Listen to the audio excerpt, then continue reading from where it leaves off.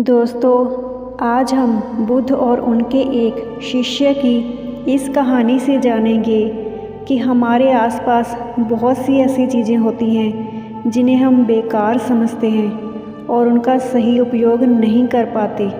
तो चलिए बढ़ते हैं इस कहानी में आगे। भगवान बुद्ध के एक शिष्य ने कहा, प्रभु, मुझे आपसे एक निवेदन करना है। बुद्ध कहते हैं, बताओ क्या कहना है। शिष्य कहता है, मेरे वस्त्र पुराने हो चुके हैं, अब ये पहनने लायक नहीं रहे, कृपया मुझे नए वस्त्र देने का कष्ट करें। बुद्ध ने उस शिष्य के वस्त्र देखे, वे सचमुच ही फट चुके थे और जगह जगह से घिस चुके थे। इसीलिए उन्होंने एक दूसरे शिष्य को उसके लिए नए वस्त्र लाने का आदेश दिया। कुछ दिनों बाद बुद्ध उस शिष्य के घर पहुँचे। बुद्ध ने उससे पूछा, क्या तुम अपने नए वस्त्रों में आराम से हो? तुम्हें और कुछ तो नहीं चाहिए? तो वो शिष्य बोला, धन्यवाद प्रभु, मैं इन वस्त्रों में बिल्कुल आराम से हूँ और मुझे कुछ नहीं चाहिए। बुद्ध कहते हैं, अब जबकि तुम्हारे पास नए वस्त्र हैं तो तुमने पुराने वस्त्रों का क्या किया? तो वो शिष्य कहता है, मैं अब उसे ओढ़ने के लिए प्रयोग कर रहा हूँ। बुद्ध, तो तुमने अपनी पुरानी ओढ़नी का क्या किया? शिष्य, जी मैंने उसे खिड़की पर पर्दे की जगह लगा दिया। बुद्ध कहते हैं, तो क्या तुमने पुराने पर्दे फेंक दिए?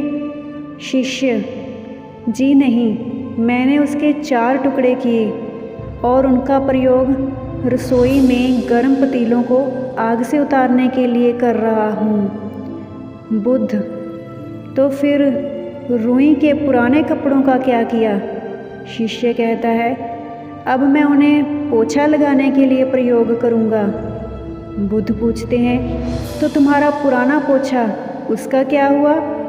शिष्य कहते हैं, प्रभु, वो अब इतना तार तार हो चुका है कि उसका कुछ नहीं किया जा सकता था। इसीलिए मैंने उसका एक एक धागा अलग कर दिया और उसकी बत्तियां बना ली। उन्हीं में से एक आपके कक्ष में कल प्रकाशित कर रहा था। बुद्ध उस शिष्य से प्रसन्न हो गए। वे इसलिए प्रसन्न थे कि वो वस्तुओं को बर्बाद नहीं करता था और उसमें समझ है कि उनका प्रयोग किस तरह से किया जा सकता है।